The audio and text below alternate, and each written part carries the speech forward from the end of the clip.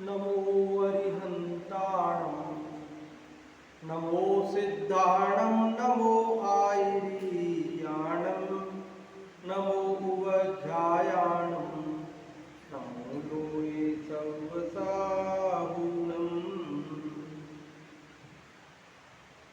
यह पद्मनंदी पंचविंशतिका नामक ग्रंथाधिराज है। इसकी रचना आज से लगभग 1000 साल पहले आचार्य पद्मनंदी देव ने की। 26 अधिकार हैं। पहला धर्मोपदेशामृत नाम का हम पढ़ रहे हैं।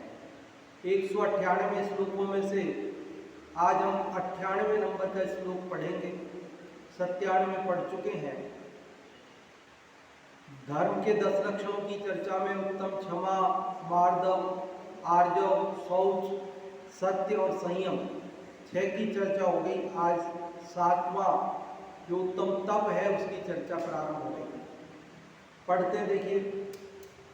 कर्म मल विलय हेतो बोध दृशा तप्यते तपः प्रोक्तम तद्वेधा द्वादशधा जन्माम्बुधियान पात्रमिदम्। कर्म मल विलय हेतु, कर्म रूपी मल मैल उसके विलय मतलब नाश का हेतु कारण, कर्म रूपी मैल के विलय अर्थात नाश का हेतु कारण बोध दृशा, बोध मतलब ज्ञान और दृश मतलब दर्शन, नेत्र, ज्ञान नेत्र से, ज्ञान नेत्र से कर्म रूपी मल के नाश करने का हेतु तप्यते, तप्यते अर्थात जो तप किया जाता है उसको तपः प्रोक्तम, उसको तप प्रोक्तम मतलब कहा गया है। पहली लाइन समझ में आई कि रे ज्ञान दशा मतलब ज्ञान नेत्र से कर्म मल विलय हेतु अर्थात कर्म मल के नाश का कारण तप्यते जो तप किया जाता है उसको तपः प्रोक्तम, उसे तप कहा गया है। तपः मतलब तप, प्रोक्तम मतलब कहा गया है। समझ में आ गई बात? पहली लाइन का क्या अर्थ हुआ कि ज्ञान नेत्र से कर्म मल के नाश का कारण जो तप किया जाता है उसी को तप कहते हैं। तद्वेधा, तद मतलब वह मतलब कौन कि तप, वह तप द्वेधा, द्वेधा मतलब 2 प्रकार का है। उस तप के अगर भेद करें तो वह तप 2 प्रकार का है। द्वादश धा और दूसरे ढंग से भेद करें तो द्वादश धा 12 प्रकार का है। 2 और 10 द्वादश, धा मतलब प्रकार, तरह। तो एक तप 2 प्रकार का है और दूसरी तरह से भेद करें तो 12 प्रकार का भी भेद बनता है। और यह तप कैसा है तो कह रहे जन्माम्बुधि ज्ञान पात्रम इदम। इदम मतलब यह क्या है? ज्ञान पात्रम। ज्ञान मतलब सवारी होती है ना, गाड़ी, जहाज। किसमें जहाज तो कह रहे जन्माम्बुधि, जन्म रूपी अम्बुधि सागर, संसार रूपी सागर से पार होने के लिए ये ज्ञान पात्र है अर्थात जहाज है। तब क्या है कि संसार रूपी सागर से पार होने के लिए समुद्र को पार करना वैसे तो बहुत कठिन है ना? असंभव भी कहें तो आश्चर्य नहीं, इतना कठिन है।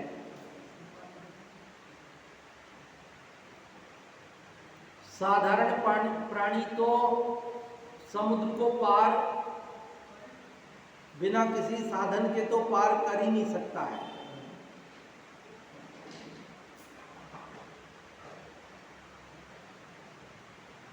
लेकिन यहाँ पर अगर अपने पास पानी का जहाज हो तो जहाज में बैठ के कोई भी व्यक्ति पार कर सकता है। पानी का जहाज, अपन नदी पर तैरना नहीं जानते तो पार नहीं हो सकते, लेकिन अगर कोई अपने को नाव मिल जाए तो फिर आसानी से पार कर लेते हैं। कर सकते नहीं कर सकते हैं? समुद्र को वैसे तो पार करना बहुत कठिन है, ऐसे ही संसार से पार होना वैसे तो बहुत कठिन है, लेकिन ये तप रूपी जहाज में बैठ जाओ तो क्या होगा कि आसानी से पार हो जाओगे।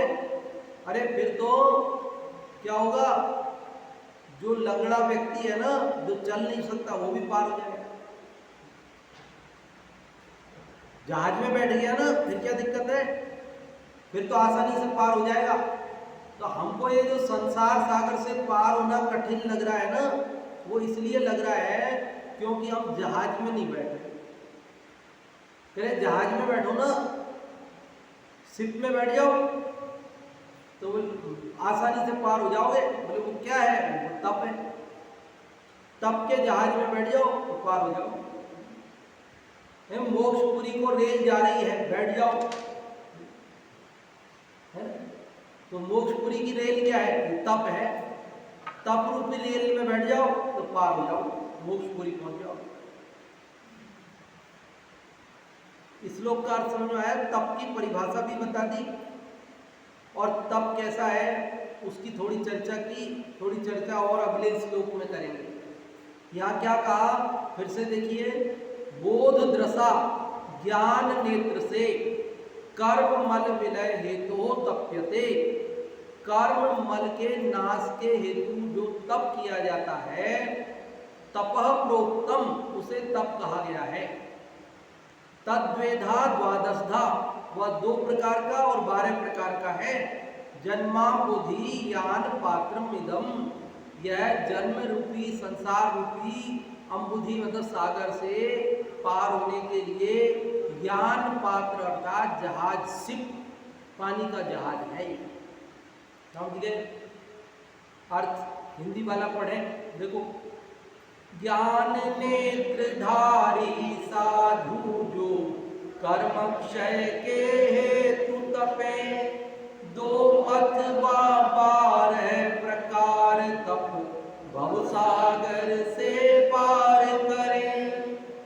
ज्ञान नेत्रधारी साधु जो कर्म क्षय के हेतु, कर्म क्षय का कारण जो तप करते हैं, वह तप 2 अथवा 12 प्रकार का है।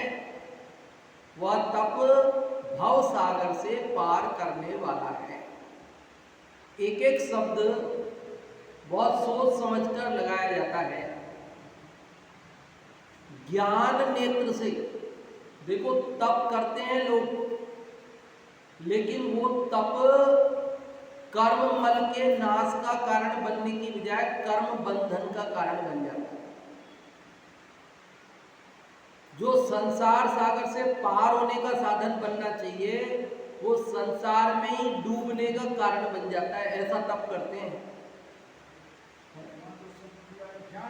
ज्ञान नेत्र, ज्ञान से पहले तप क्या है, कैसे किया जाता है, वो सब अच्छे तरह समझे। क्या कुतप है, क्या सुतप है, क्या बाल तप है, क्या सम्यक तप है। बाकी तो ऐसा थोड़ी है कि तप नहीं करते हैं, तप करते हैं, लेकिन तप को ठीक से समझे बिना, बिना ज्ञान नेत्र से करते हैं, आंख मीच कर करते हैं, तो वह तप बाल तप हो जाता है, वह तप कुतप हो जाता है। देखो वो जो खरदूषण था ना, खरदूषण, उसने 12 वर्ष तक तप ही तो किया था, और क्या किया था, है? शंभु कुमार, खरदूषण का बेटा, इसमें ही तो कथा अपन ने पढ़ी थी ना, उसकी कथा आई। तो जो शंभु कुमार था, खरदूषण का बेटा, बांस के बीड़े में बैठ के 12 साल तक तप किया उसने। लक्ष्मण, वो चंद्रहास खड़ग की साधना कर रहा था, और चंद्रहास खड़ग मिल भी गया 12 साल की तप की तपस्या से। फिर क्या हुआ था, वो आगे की घटना आपको मालूम है कि वहां से लक्ष्मण राम गुजर रहे थे।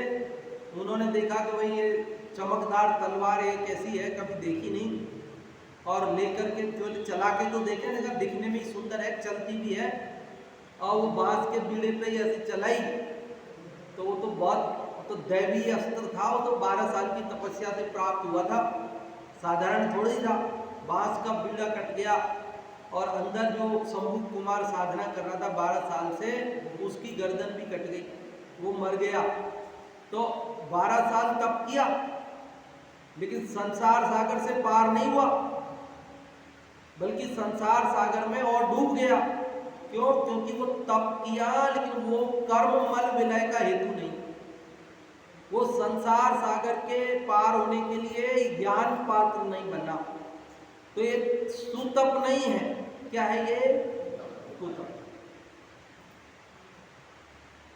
आपने हमने पूर्व जन्मों में अनेक बार मुनि व्रत अंगीकार किए हैं, इतनी बार किए, शास्त्रों में लिखा है कि पीछी कमंडल इकट्ठा करें तो सुमेरु पर्वत जैसा ढेर हो जाता है, फिर मुक्ति नहीं हुई। तो कहते हैं कि उसका कारण है ज्ञान नेत्र से नहीं किया। कैसे किया हमने? तप तो किया, उपवास किया, भोजन छोड़ दिया, नाना प्रकार के तप किए, लेकिन उन तपों से मुक्ति नहीं हुई। क्यों? क्योंकि जो असली तप, जो स्वस्वरूपे प्रतपनम तपः, अपने निस्वरूप में आत्मा में रमण करने का नाम तप है, वो तप नहीं किया और बाहर का सारा किया।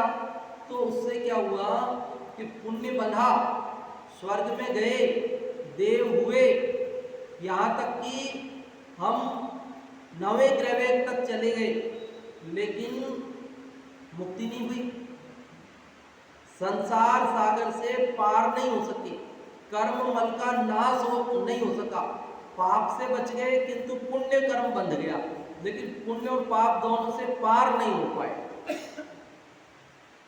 इसलिए उसको कहा बाल तप।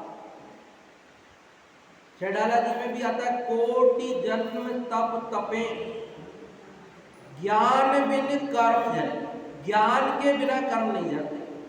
इसलिए सबसे पहले शब्द लगाया बोध दृशा, ज्ञान नेत्र से, बिना ज्ञान के नहीं गिरते, बिना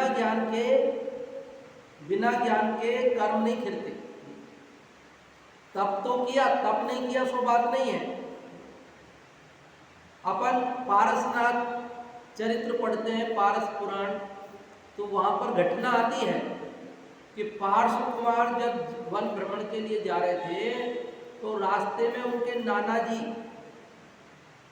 थे ना, तप कर रहे थे, पंचाग्नि तप है क्या? हाँ, नाना महिपाल जी नाम था उनका। तो वो तप कर रहे थे, पंचाग्नि तप। तो तप तो वो भी कर रहे थे, लेकिन उस तप से, पंचाग्नि तप से कर्म मल का विलय नहीं हो रहा था। संसार सागर के पार होने के लिए वो ज्ञान पात्र नहीं बन रहा था।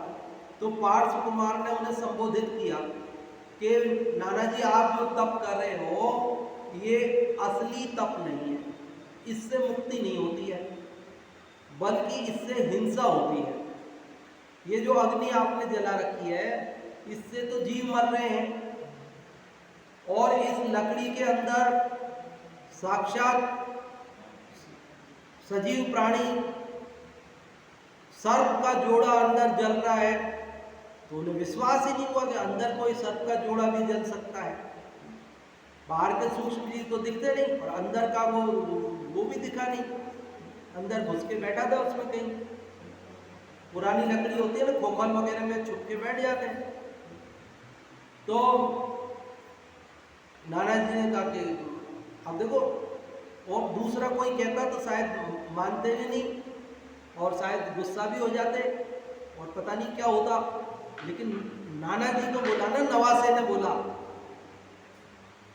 पार्श कुमार ने अपने नाना जी को बोला। तो अब नवासे की बात नाना जी क्यों ना सुने? वो तो प्यारा होता है ना, दादाजी को पोता और नाना जी को नवासा।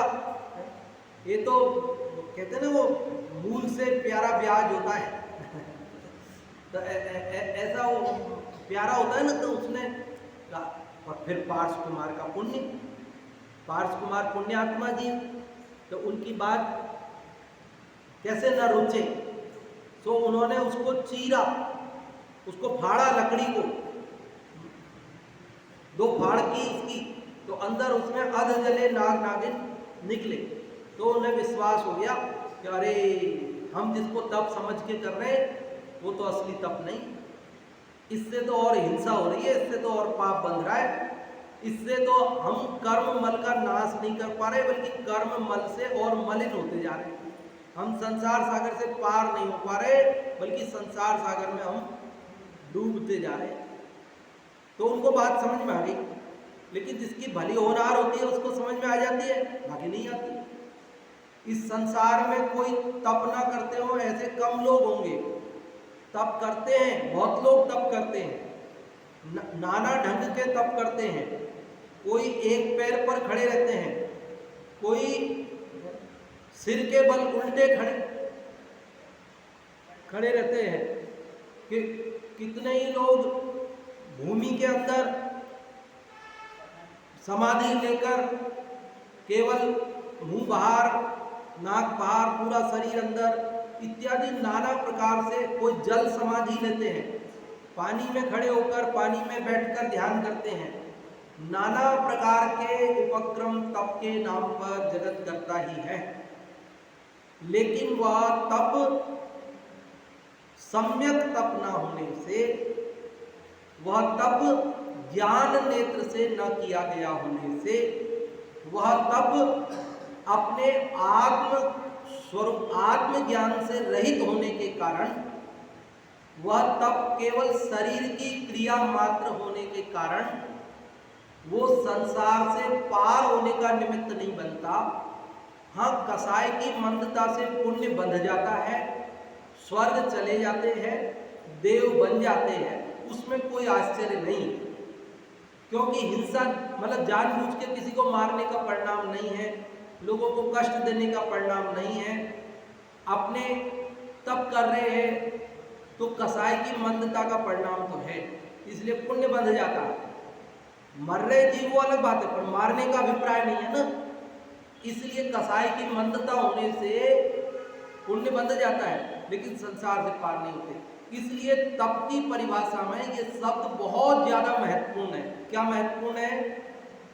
ज्ञान दृशा, ज्ञान नेत्र से। और ज्ञान क्या है? आत्मज्ञान ही ज्ञान है, शेष सभी अज्ञान। ये पूरा द्वादशांग पढ़े तो भी ज्ञान नहीं है। आत्मा को जाने तो ज्ञान है। तप करना है ना, तो आत्मा में रमने का नाम तप है। अब आत्मा क्या है ये हमें पता नहीं, किसने देखा आत्मा? आत्मा भी होता है क्या? ऐसा जिसको लगता हो तो उसको असली तप कैसे होगा? समझ में आ रही बात? कि साहब भोजन तो छोड़ दिया, उपवास किया, तो तप नहीं हुआ क्या? अभी आप गिनाओगे 2 भेद 12 भेद, तो उनमें सब बताओगे ये सब? हाँ बताएंगे, लेकिन ये सब तप है कब? जब ज्ञान नेत्र से किए जाए। ज्ञान नेत्र मतलब मैं आत्मा हूं, ऐसे सम्यक ज्ञान पूर्वक, सम्यक अनुभूति पूर्वक किए जाए तो ये तप है। और अगर अपने आत्मा को जाने बिना किया जाए तो कहते जाना नहीं निज आत्मा, शास्त्री हुए तो क्या हुआ? भाई शास्त्री की डिग्री भी ले ली और इतने सब शास्त्र भी पढ़ लिए और हम आपको पढ़ा भी दिए, लेकिन आत्मा को नहीं जाना तो इसको ज्ञान नहीं कहते। ये ज्ञान नहीं है। असली ज्ञान तो कि 2.5 अक्षर आत्मा पढ़े सु पंडित होए, ढाई अक्षर आत्मा का ज्ञान कर ले वे, बाकी कोई शास्त्र ज्यादा। शिवभूति मुनिराज तो समासम घोषंतो, जिनको इतना भी ख्याल नहीं रहा, याद नहीं रहा, लेकिन आत्मानुभूति थी, आत्मा का ज्ञान था, आत्मा का ज्ञान पूरा था, ज्ञान नेत्र। समझ में आती है बात? हम कहाँ, हम कैसे, अशुभ में, शुभ में और शुद्ध से। तो यहां यही कह रहे, बोध दृशा, ये ज्ञान नेत्र से, शुद्ध भाव से, कर्म मल विलय हेतु, कर्म मल के विलय का हेतु, कर्म मल के नाश का कारण जो तप किया जाता है। तप क्या है? अरे तप किसका नाम है? देखो, आप घी तपाते हो, दूध तपाते हो, सब चीजें तपाते हो ना, तो कैसे तपाते हो? कि आग पे लगातार रखते हो, जब जाके तपता है। यूं रखा, यूं हटा लिया, यूं रखा और यूं हटा लिया, तो तप नहीं, तो तपेगा घी। आपने आग पे ऐसे रखा और ऐसे हटा लिया, तो तपेगा। उस पर थोड़ा लगातार रखे रहेगा तो तपेगा। तो ऐसे हमारा उपयोग अंदर गया और बाहर आ गया, अंदर गया और बाहर आ गया, इसका नाम तप नहीं है। ज्ञान नेत्र तो हो गया, आत्मा को जान तो लिया, लेकिन जानने के साथ वो इसको निरंतर निरंतर निरंतर जानता ही रहे तो तपेगा। तपेगा कब? समझ में आ रही बात? ज्ञान नेत्र पूर्वक तपना, तो ज्ञान नेत्र और तपना, आत्मा को जानना वो ज्ञान नेत्र हो गया, लेकिन उसको जानते रहना, वहां से उपयोग हटाकर दूसरे को जानने नहीं जाना, निरंतर उसी को जानते रहना, इसका नाम है तप। और उससे कर्म खिलते हैं, उससे कर्म पूर्वध कर्म खिल जाते हैं। तो यहाँ कर्म मल विलय का हेतु तप किया जाता है। ये ज्ञान नेत्र से, अब आपको लगता है ना सब ज्ञान नेत्र से कर्म मल विलय का हेतु तप किया जाता है, तो तप किया जाता है, तो वो क्या किया जाता है? तो वो कुछ नहीं किया जाता है, यही है बस, कि इसके अलावा और कुछ नहीं, वो और कुछ नहीं है, यही है। जब आत्मा में उपयोग रम जाता है, उस समय भोजन छूट जाता है, तो वो अनशन कहलाता है। क्योंकि जिस समय आत्मा में रम जाएगा, उस समय खाएगा क्या? और खाएगा तो उस समय रम पाएगा क्या? तो बाहर में जो क्रियाएं होंगी वे सब तप कहलाएंगी, वे सब व्यवहार तप कहलाएंगी, क्योंकि उनके भेद है वो व्यवहार है, और जो अभेद है सो निश्चय है। समझ में आ रही बात आपको? ज्ञान नेत्रधारी साधु जो कर्मक्षय के हेतु तपे, दो अथवा 12 प्रकार तप भवसागर से पार करें। तो इसका सार आपको समझ में आ गया। ज्ञान नेत्र से मतलब आत्मज्ञान पूर्वक जो तप किया जाता है, अर्थात आत्मा में रमा जाता है, उसको तप कहा गया है। और उसी तप को भेद करते हैं तो 2 प्रकार का भी कहते हैं, और भेद करते तो 12 प्रकार का भी कहते हैं। और ये जो तप है, ये संसार से, सागर से पार होने के लिए जहाज है। अब 2 भेद कौन से हैं? तो कहते हैं एक अंतरंग तप, एक बहिरंग। बहिरंग तप मतलब जो बाहर से दिखाई दे। जिस तप को करते हुए मैं तप करने लगूं तो दूसरों को पता चल जाए कि पंडित जी तप कर रहे हैं, वो बहिरंग तप, बाहर से दिख रहा है। उसमें बाह्य साधन की अपेक्षा है, बाह्य निमित्त की अपेक्षा है, बाहर का अवलंबन है, वो बहिरंग तप है। और अंतरंग तप क्या है? कि जो अंदर होती है क्रिया, वो बाहर से दिखाई नहीं देती। मैं अंतरंग तप कर रहा हूं तो आपको पता भी चले नहीं, हो सकता है कि मैं तप कर रहा हूं कि नहीं कर रहा हूं। बहिरंग तप करूंगा तो सारे जगत को पता चल जाएगा। बहिरंग तप करने वाले की फोटो खींच सकती है, लेकिन अंतरंग तप करने वाले की फोटो नहीं खींचे। तो जो अंदर में क्रिया हो रही वो अंतरंग तप, और बाहर में वो बहिरंग तप, ऐसा भेद है। हालांकि जो अंतरंग तप है उनका भी कुछ बहिरंग रूप है, बाहर से उनका कुछ अंश दिखाई दे सकता है उसको। अब जैसे स्वाध्याय है, मान लो शास्त्र पढ़ रहा है तो उस समय आपको दिख सकता है, लेकिन शास्त्र ना पढ़ रहा हो और उसका चिंतन कर रहा हो। अब पहले पढ़ा था, अभी तो घूम रहा है, लेकिन घूमते घूमते चिंतन कर रहा है पढ़े हुए का, तो वो तो स्वाध्याय कर रहा है। आप सोच रहे घूम रहा है, घूम नहीं रहा है, स्वाध्याय कर रहा है, तप कर रहा है वो।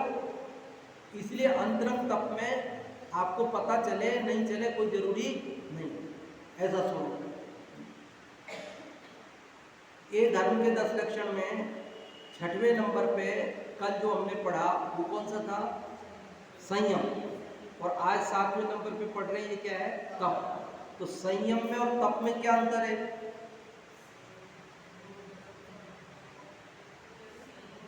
संयम और तप में यदि कोई अंतर नहीं है तो फिर दो अलग अलग नहीं होने चाहिए। दो अलग अलग है ना, संयम अलग है, तप अलग है, तो दोनों में कोई अंतर होगा।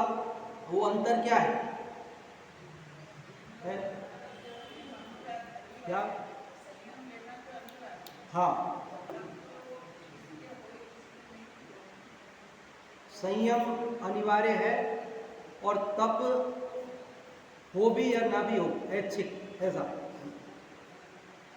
तो अपने यहाँ श्रावक के 6 आवश्यक कहे हैं: देव पूजा, गुरुपास्ति, स्वाध्याय, संयम, तपः, दानम चेति गृहस्थानाम 6 कर्माणि दिने। तो इसमें से 6 आवश्यक बताए। आवश्यक मतलब क्या? अवश्य करने योग्य काम, प्रतिदिन करने योग्य काम। और उसमें देव पूजा, गुरुपासना, स्वाध्याय, संयम, तप और दान, मतलब संयम भी है उसमें नाम और तप भी है। तो अगर संयम आवश्यक और तप आवश्यक नहीं ऐसा होता तो फिर उसमें संयम को लेते, तप को नहीं लेते। उन्होंने संयम को भी लिया और तप को भी लिया। इसका मतलब संयम भी आवश्यक है और तप भी आवश्यक है, दोनों ही जरूरी है।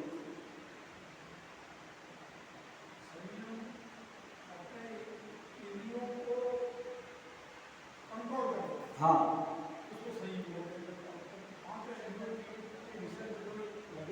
हाँ, सीमित करना। और तब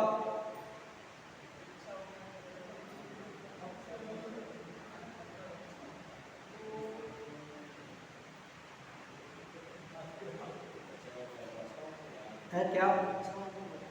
इच्छाओं को रोकना, वो क्या है? संयम के तप। तप और संयम किसका नाम है?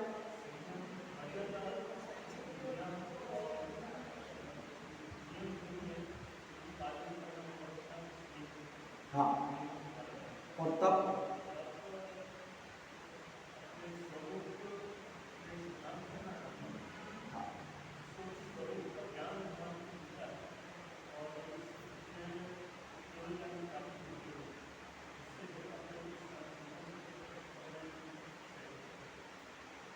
हाँ जी, अच्छा प्रयास है। देखिए, स्वरूप में रमने वाली बात तो जब अपन करेंगे तो दोनों में होगी। संयम भी स्वरूप में रमते हैं, तप में भी रमते हैं, दोनों में होता है। लेकिन संयम में और तप में क्या अंतर है? तो वो अंतर ये है कि सीमित होना उसका नाम है संयम और अभाव होना उसका नाम है तप।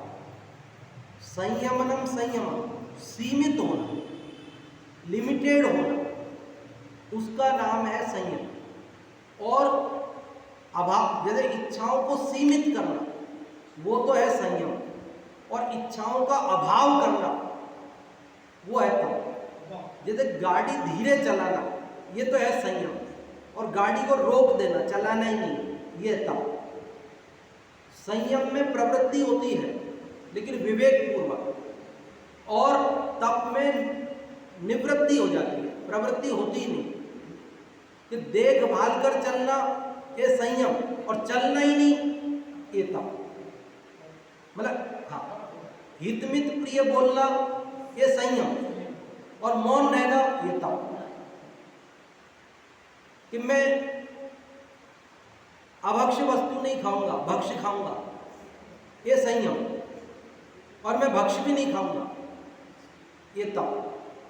मैं खाऊंगा ही नहीं, मैं 2 बार खाऊंगा, मैं मौन पूर्वक खाऊंगा, ये क्या है? संयम। और मैं खाऊंगा ही नहीं, ये तप।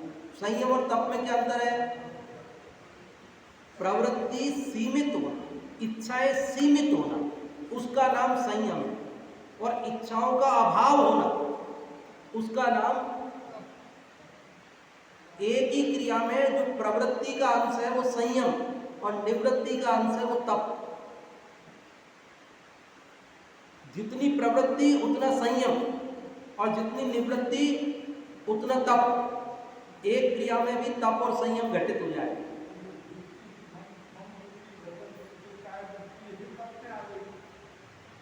अपन ने समझने के लिए इस प्रकार किया, जैसे मैं भोजन के बारे में बताऊं आपको, आ जाएगी, वो भी आ जाएगी। जैसे भोजन के, जैसे अपन ने ये किया कि साहब आज मेरा एकासन है, तो अब कोई तो बोलेगा साहब ये तप कर रहे हैं, अब कोई बोलेगा संयम पाल रहे हैं, तो कोई दिक्कत नहीं, दोनों बोल सकते, उसी को दोनों बोल सकते। भाई उसने एक बार ही भोजन किया, दिन भर नहीं किया, ये संयम हो गया उसका। और एक बार के अलावा नहीं किया, एक बार के अलावा दूसरे टाइम नहीं किया ना, तो जो नहीं किया उस अपेक्षा से ये तप भी हो, समझ में नहीं रहा? एक ही क्रिया में दोनों चीज भी घटित होती है। नहीं किया उस अपेक्षा से कथन करेंगे, भाई एक के अलावा टाइम तो नहीं किया ना, दूसरे टाइम, उस अपेक्षा से वही तप हो गया। और उसने एक टाइम किया तो संयम हो गया। वैसे पूरी तरह त्याग का नाम तप, क्योंकि तप के 12 भेद में आपको एक आसन भी बताएंगे और उपवास भी बताएंगे।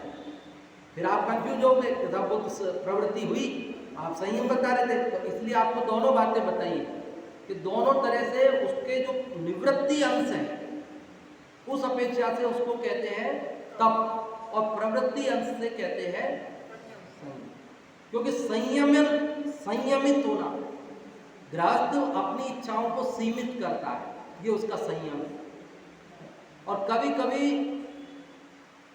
या किसी किसी चीज को पूरी तरह छोड़ देता है, तो ये उसका तप हो जाता है। ये कोई चीज तो हमने आजीवन छोड़ दी, ये तो खाना ही नहीं है। और कोई चीज में हमने भले खाते हैं लेकिन अभी नहीं खाएंगे, आज अष्टमी है आज नहीं खाएंगे, मतलब त्याग है क्या? नहीं, त्याग तो नहीं, पर अष्टमी के दिन नहीं खाते।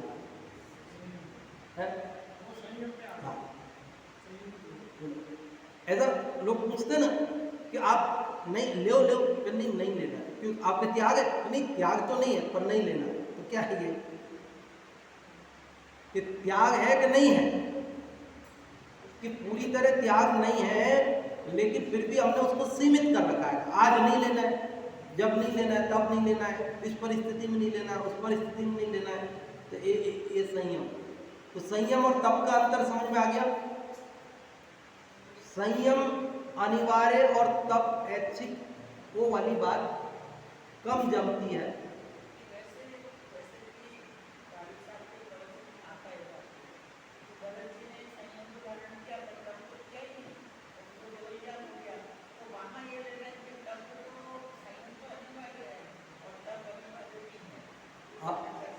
भाई साहब ऐसा कहते हैं, मैंने भी सुना है और मैं भी कहता था। मेरी पुरानी रिकॉर्डिंग में आप सुनोगे तो मैं भी ये अंतर बताता हुआ आपको सुनाई दूंगा, लेकिन क्या हाँ उसमें बोला है, मैंने खुद बोला है। लेकिन इस बारे में जब और चर्चा हुई, भाई साहब से चर्चा हुई, तो उन्होंने बहुत सारा शास्त्रों का सब ज्ञान करके, सब पता करके, जानकारी करके फिर ये निष्कर्ष निकला। फिर हम लोगों ने उसको YouTube पे भी डाला और सभी विद्वानों के ग्रुपों में भी डाला, और उसमें ये भी बोला कि भाई किसी को इसमें कोई कमी नज़र आती हो तो आप बताओ, है ना। तो किसी ने उसमें कोई कमी बताई नहीं है। मैं वो 2-3 मिनट की रिकॉर्डिंग है तो मैं डाल दूंगा ग्रुप में, तो आप सुन लेना उसको, तो और स्पष्ट हो जाएगा आपको। मतलब एक अनिवार्य और एक वैसा नहीं है। अगर वैसा हो तो फिर श्रावक के सट आवश्यक में दोनों को आवश्यक में लिया है। एक अनिवार्य और एक ऑप्शनल होता तो दोनों को फिर वो आवश्यक में नहीं लेते। ऐसे कुछ लोग ऐसा भी कहते हैं कि श्रावकों के संयम होता है, साधुओं के तप होता है, तो वो भी बात नहीं जमती है। क्योंकि अगर श्रावकों के संयम और साधुओं के तप ऐसा होता तो फिर तप को श्रावक के सट आवश्यक में नहीं लेते ना। तप को श्रावक के सट आवश्यक में लिया, इसका मतलब तप केवल साधुओं पे होता है ऐसा नहीं है। श्रावक भी तप करता है, हाँ वो भूमिका अनुसार होता है, अल्प होता है, लेकिन होता है उसके भी, उसको भी बताया और आवश्यक बताया, प्रतिदिन करने योग्य बताया है। इसलिए तप और संयम का जो मूल अंतर है, उनकी जो परिभाषा है उसमें से ही अपन याद रखेंगे। संयमनम संयम इच्छा निरोधस तप।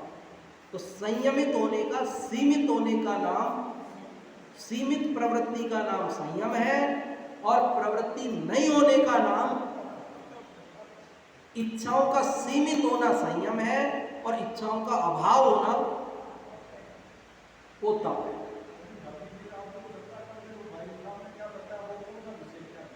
अब वो संयम और तप में क्या अंतर है, वो जो भाई साहब ने बताया, वो 5-1 मिनट का रिकॉर्डिंग है मेरे, तो उसमें ग्रुप में मैं डाल दूंगा। या अभी सुना, अभी सुना देता हूँ, अभी सुना। देखो आप लोग सुन ही लो इसको, है ना, और फिर बाद में सुनना हो तो और सुन लेना, ग्रुप में डाल देंगे वापस, लेकिन एक बार अभी सुन। तो वैसे तो समझा ही दिया, हाँ वही वही वही, वो तो मैंने बता ही दिया आपको। हाँ ठीक है, हाँ क्या, हाँ ग्रुप में डाल। तो मतलब ये संयम, प्रवृत्ति का सीमित होना, इच्छाओं का सीमित होना वो संयम है, और इच्छाओं का निरोध होना, इच्छाओं का अभाव होना उसका नाम था। बस ये बात है। और रोकना मतलब जबरदस्ती वो रुक जाती है, प्रवृत्ति रुक जाती है। रोकना ही बोलते हैं, रुकना बोलते हैं, एक ही बात है। रोकना बोलो, रुकना बोलो, लेकिन रोकने से मतलब अपने को ऐसा लगता है कि इच्छा हो तो रही है लेकिन हम रोक रहे हैं, तो तब नहीं। इच्छा होना ही नहीं, उत्पन्न ही नहीं होना। जैसे अपने को भोजन की इच्छा तो हो रही है और अपने को नहीं, मेरे तो तप करना है इसलिए मेरी इच्छा नहीं करनी है, तो मैं इच्छा को रोक रहा हूँ, तो ये असली तप नहीं है। असली तप तो ये है कि मैं स्वरूप में रम गया और मुझे भोजन की याद ही नहीं है। स्वाध्याय में ऐसा रम गया कि फिर भोजन की याद ही नहीं है, एक इच्छा का अभाव हो गया, इच्छा हुई नहीं, मतलब इच्छा हुई और मैंने रोक ली उसको, नहीं मुझे भोजन नहीं करना है, तो वो वास्तविक तप नहीं हुआ। वास्तविक तप तो ये कि इच्छा उत्पन्न ही नहीं हो गई, हमारा ध्यान आत्मा में लग गया और भोजन की तरफ ध्यान ही नहीं गया, तो इच्छा उत्पन्न ही नहीं हुई, ये तप असली। देखो अब थोड़ा सा इसको, समय तो हो गया, ये 12 प्रकार के तप भी बताने थे ना आपको, कौन से हैं। देखो अर्थ पढ़ते हैं। सम्यक ज्ञान रूपी दृष्टि से भले प्रकार वस्तु के स्वरूप को जानकर ज्ञानावरणादि कर्म बल के नाश की बुद्धि से जो तप किया जाता है वही तप धर्म कहा गया है। वह तप मूल में बाह्य व अभ्यंतर के भेद से 2 प्रकार का है, बाहिरंग और अंतरंग, या बाह्य और अंतरंग। और उसके 12 भेद, जो 6 अंतरंग के 6 बहिरंग के। बहिरंग के 6 भेद बताए, पहला अनशन, दूसरा अवमोदर्य, तीसरा वृत्ति परिसंख्यान, चौथा रस परित्याग, 5वां विविक्त संयासन और 6वां काय क्लेश। इस रीति से 6 प्रकार का बाह्य तथा प्रायश्चित, विनय, वैयावृत्ति, स्वाध्याय, व्युत्सर्ग, ध्यान, इस रीति से 6 प्रकार का अभ्यंतर। इस प्रकार तप के 12 भेद भी हैं। यह वह तप संसार रूपी समुद्र से पार होने के लिए जहाज के समान है, अर्थात मोक्ष को देने वाला है। अब बाकी सब बातें तो आपको बता चुके हैं, केवल जो 12 ये भेद हैं इनका सामान्य स्वरूप वैसे आपको पहले कई बार बताया है। अनशन मतलब असन, भोजन, अन्न मतलब नहीं, भोजन नहीं करना, पूरी तरह भोजन नहीं करना, उसका नाम अनशन है, जिसको हम उपवास बोलते हैं। और अवमोदर्य क्या है? भोजन से, भूख से कम भोजन करना, वो अमोदर्य है। मतलब अधिकतम 32 ग्रास भोजन होता है और उसमें 1 ग्रास कम भी लिया, 31 ही लिया, तो ये भी अमोदर्य है। 30 ही लिया, 25 ही लिया, 1 ही ग्रास लिया, तो ये अमोदर्य है। मतलब 1 ग्रास से लेकर 31 ग्रास तक लेना, 32 ग्रास पूरे नहीं लेना, ये अमोदर्य है। ठीक है। और वृत्ति परिसंख्यान, वृत्ति परिसंख्यान क्या है कि कोई नियम लेकर के भोजन के लिए निकलना और वो नियम पूरा हो जाए तब जाकर के भोजन करना।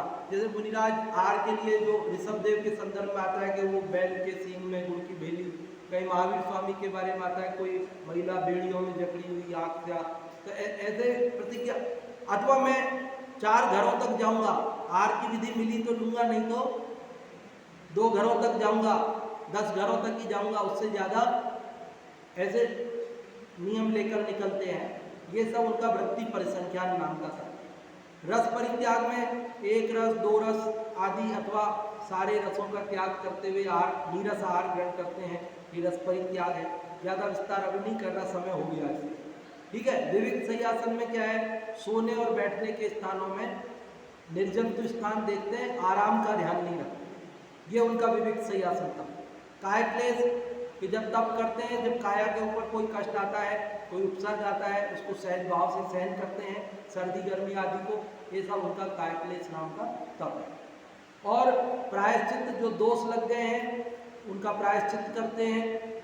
विनय, जो सम्यक दर्शन ज्ञान चारित्र की विनय और उनके धारकों की विनय करते हैं। वैयावृत्य, जो अन्य साधुगण हैं, रोग के कारण, वृद्धावस्था कारण इत्यादि कारण से अगर ध्यान में मन नहीं लग रहा है तो उनकी सेवा आदि भी करते हैं, ये सब वैयावृत्य है। स्वाध्याय के 5 वेद वाचना, प्रचना, अनुप्रेक्षा, आमनाय, धर्मोपदेश के रूप में आप जानते हैं। व्युत्सर्ग, जो अंतरंग बहिरंग 24 प्रकार का परिग्रह है, उसके त्याग का नाम व्युत्सर्ग तप है और स्वरूप में लीन होने का नाम ध्यान है। तो इस प्रकार से ये सामान्य रूप से, और भी फिर चर्चा में आते रहते हैं और कभी भी कर लेंगे। आपको नहीं समझ में आए, कोई बात हो तो पूछ लेना, कल भी तप की चर्चा चलेगी, एक श्लोक और है तप का, कल भी कर सकते हैं अपन। अभी आप लोग बताएं आज इस चर्चा में से जो भी आपको समझ में आया हो, जो भी आप बताना चाहें। हाँ,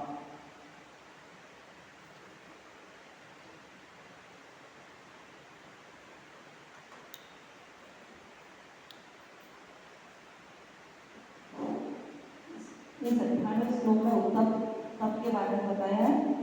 बहुत नेत्र से कर्म फल को नाश के हेतु जो तप किया जाता है वह तप कहलाता है। यह तप 2 प्रकार का होता है और 12 प्रकार का होता है, और यह संसार के समुद्र को पार करने के लिए यह तप जहाज के समान है, मोक्ष देने वाला है। हाँ, बहुत अच्छा। पुरुष वर्ग में कौन बता रहे हैं?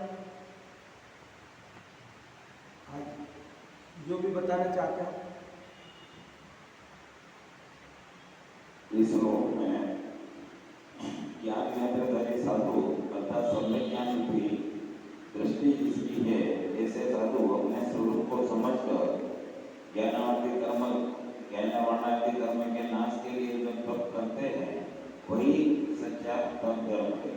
बहुत अच्छा। अब एक श्लोक और है तप के संदर्भ में, उसकी चर्चा अपन कल करेंगे।